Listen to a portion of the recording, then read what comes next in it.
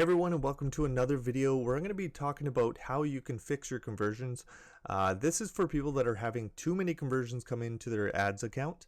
So first thing we're going to do is we're going to come up here to tools and settings. This is just one way we can fix them.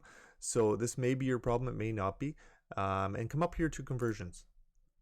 So now in here we have 3 different conversions. If you have multiple conversions in here, then this could be your problem.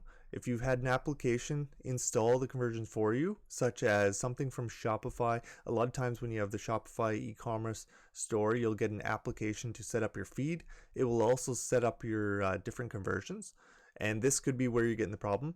And a lot of times what happens is you go in here and you check off yes to all this here, include in conversions.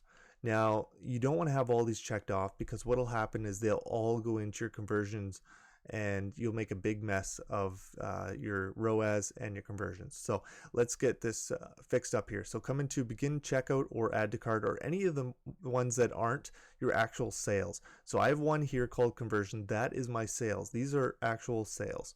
This is from an old account that I had. So let's go into begin checkout and edit settings. And we're going to come in here to include in conversions. We're going to check this off or uncheck this, sorry, and hit save. Done. Go back again. And I have one more. So now you see it says no. That's perfect. Let's go to add to cart. Edit settings. Same thing, include in conversions. Uncheck that.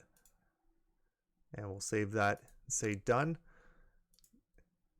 And there you go. Now we have these two are no, this one's yes. So the only one that's going to get conversions is this top one here. If you want to see the conversion for this one, you can go to all conversions and you can take a look at that. It'll show these conversions in here. If you don't want to see them at all, come in here and go remove and then they'll be completely gone.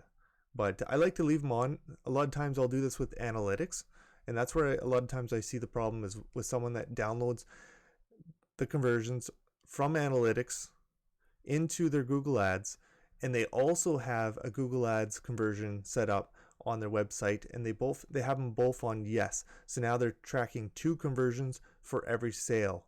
That's another big problem that I see. So if that's the case, I would turn one of the analytics or the Google Ads to off or delete it completely. A lot of times I like to leave analytics on there because then I can still see if one is not tracking properly. I can still see that data. So I hope this was helpful. If it was, hit that like button. I'll see you guys in the next video. Take care.